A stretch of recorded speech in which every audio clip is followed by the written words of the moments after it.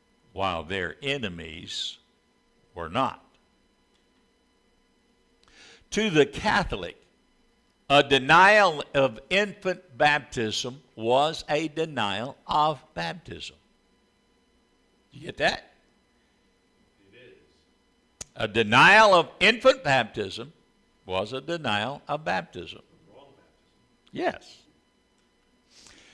Robinson quotes another saying, quote, "The Albigenses did esteem the baptizing of infants as superstitious." Armitage avows that they did not believe in baptismal regeneration. They practiced believer's baptism. Now, we don't use this term believer's baptism a whole lot, but there's nothing wrong with that statement, especially when it separates true baptism from infant baptism, such as what we're dealing with. And running parallel with that, the Lord's Supper was a commemoration of the death of Christ. It was not a means to salvation, which many to the Catholics it is. Yes. So if they believe that the Lord's Supper was a means of salvation, then they would say that Jews' Easter was saved. Mm-hmm. Yes.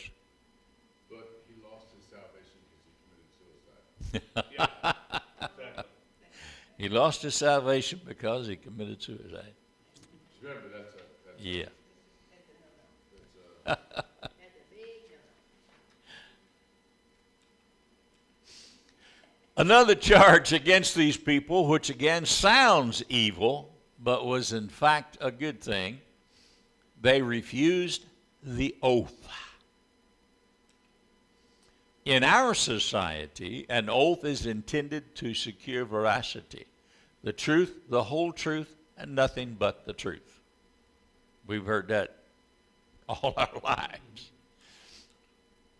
But in the Middle Ages, it was a device designed to secure loyalty, faithfulness to a homogeneous religious government. Before Constantine, an oath of allegiance to the emperor as God was demanded of all citizens. And if you didn't do it, you were in trouble. During the days of Decius, for example, men were required to sign an official affidavit attesting to their loyalty to the imperial religion. But after Constantine, the practice continued. But then it involved the new religion. Those who refused to sign were ostracized, punished, and executed. But of course, God's people refused to make that oath, and they suffered the consequences. By the way, that kind of oath was required in many of the colonies of North America for a while. Might be a good study to find, just to study our early colonial history on the religious side. Do you think that our ancient forefathers would have said, "I pledge allegiance to the flag of the United States and to the republic which it stands, one nation under God, indivisible, with liberty and justice for all"? I don't think they would have. Not at that point, anyway. Might not those old saints would say that our allegiance belongs only to Christ? Render unto Caesar the things that are Caesar's, and to God the things that are God's. Our hearts should belong to the Lord alone.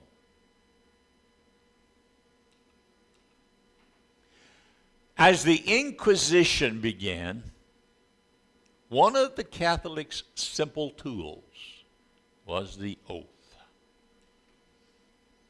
At the Council of Toulouse in 1229, very near the town of Albigen, it was decreed, quote, "In order that heretics may be the more readily exterminated, and the Roman faith the more speedily planted in this land, we decree that you shall make all males above 14 and all females above 12 to abjure all heresy, and besides promise with an oath that they will defend the Catholic Church and persecute the heretics. All those who after such abjurations shall be found to have been, or it shall be found to have apostatized, shall be punished as apostates deserve. Verdun says, it is no wonder that the heretics deprecated the oath as an institution. In church government, the Albigenses were Baptists. Their bards or pastors were every one of them heads of their churches, but they acted on nothing without the consent of the people. Now you get what that says? They were not dictators. They were servants of the church. They were the leaders.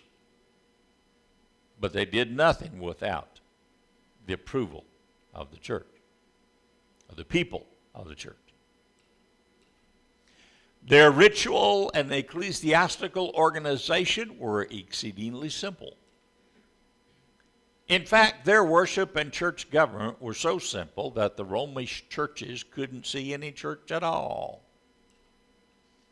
Jones says in his chapter on the Albigenses, they said a Christian church should consist of good people. A church had no power to frame any constitutions. It was not right to take oaths. It was not lawful to kill mankind. A man ought not to be delivered up to the officers of justice to be converted. The benefits of society belong alike to all members of it. Faith without works could not save a man. The church ought not to persecute any, even the wicked. The law of Moses was no rule for Christians. There was no need of priests, especially of wicked ones. The sacraments and orders and ceremonies of the Church of Rome were feudal, expensive, oppressive, and wicked. They baptized by immersion and rejected infant baptism. What is the Albigensian legacy? Whatever it is, it's written in blood. J.T. Christian says, in the year 1130, they were condemned by the Lateran Council, by that of Tours in 1163, and mission after mission was sent among them to persuade them to return to the Roman Catholic Church.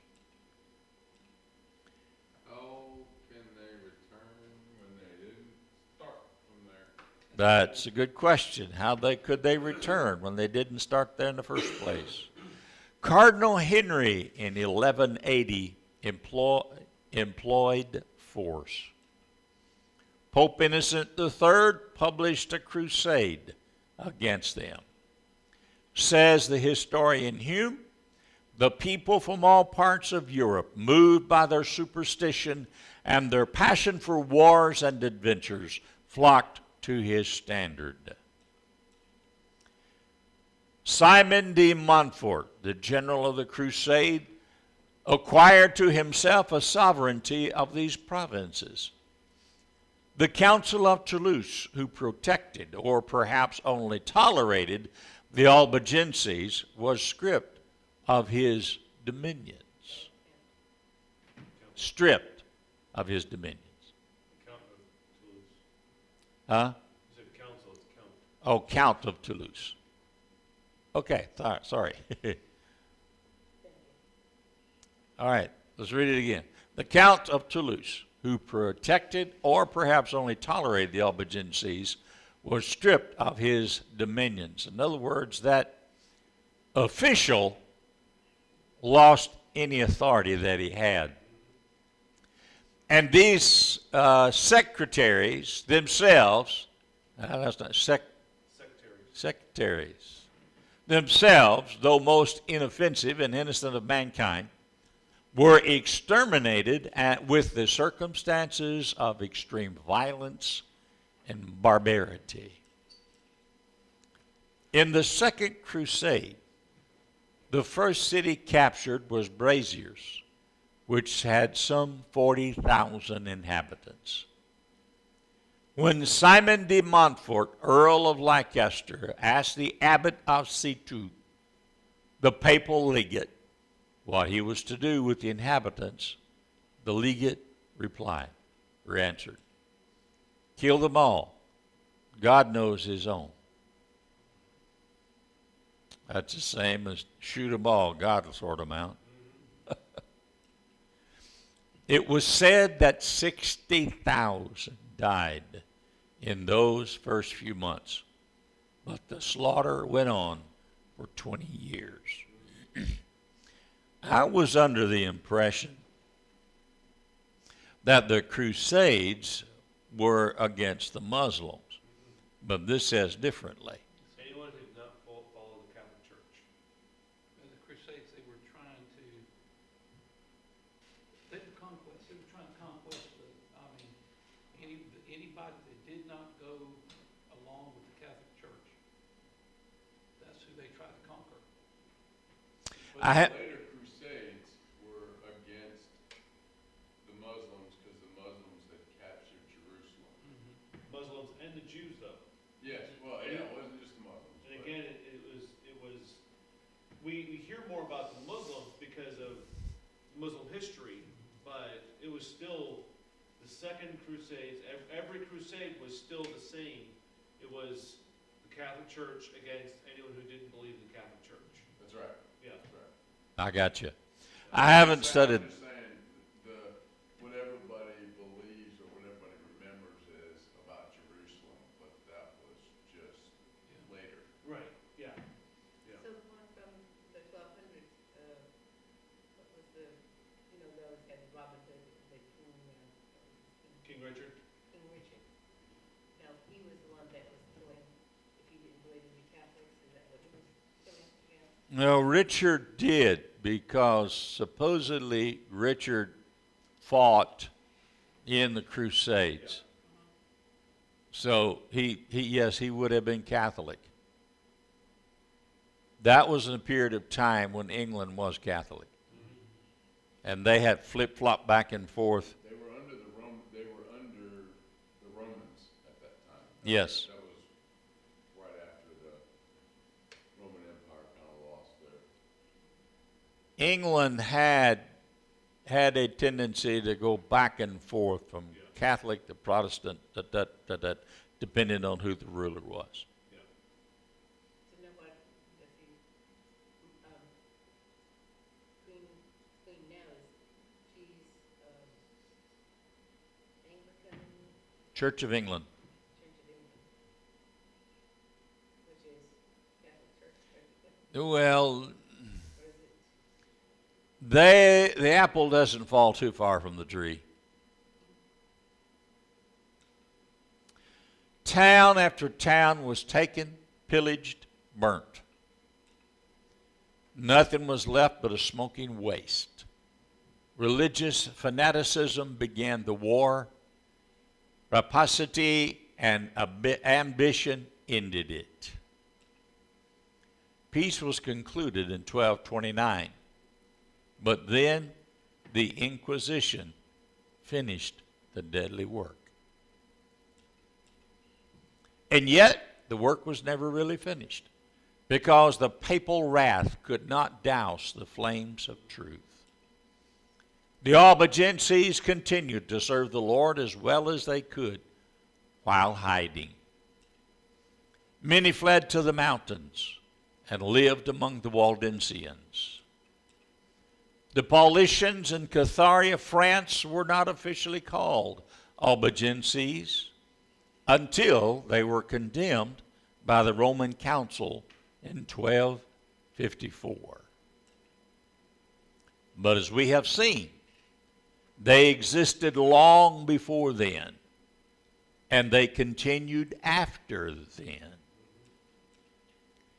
In fact, they grew up and prospered while at the same time the Waldenses were living in the Alps between France and Italy, only a few hundred miles away.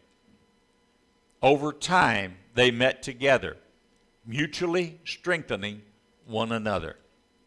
In fact, they grew up and prospered while at the same time. Oh, wait a minute. I did that already. We live, says Irvin of Steinfeld, a hard and wandering life. We flee from city to city like in the midst of wolves.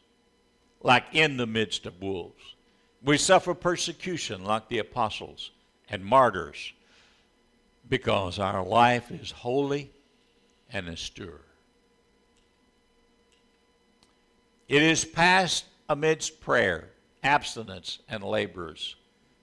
But everything is easy for us because we are not of this world. Leah, an expert in the Inquisition, has said, no religion can show a more unbroken roll of victims who unshrinkingly sought death in its most abhorrent form in preference to apostasy than the Cathari. But then there is the observation of Lord Macaulay. According to Wikipedia, Thomas Babington Macaulay was a British historian and politician. His books on British history have been hailed as literary masterpieces. Gerald says that the Albigensian congregations established local schools and charitable institutions, whereas the state church did nothing but devour the resources of every region they possessed. All about power, yes.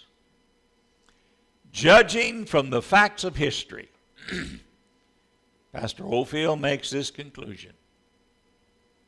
I think that it would be an honor to be called an Albigense. So in the next session, we'll consider the Anabaptist. It's a rather lengthy lesson, and I might have to split it into two parts. But might. So just understand that next week might be 2 weeks. But I'll try to do it in one if possible. But if I can do it in one, then this will be the final lesson on who were they. And then we will return to Dr. Carroll's work, The Trail of Blood. We have a special 2-hour session next week. I hope not.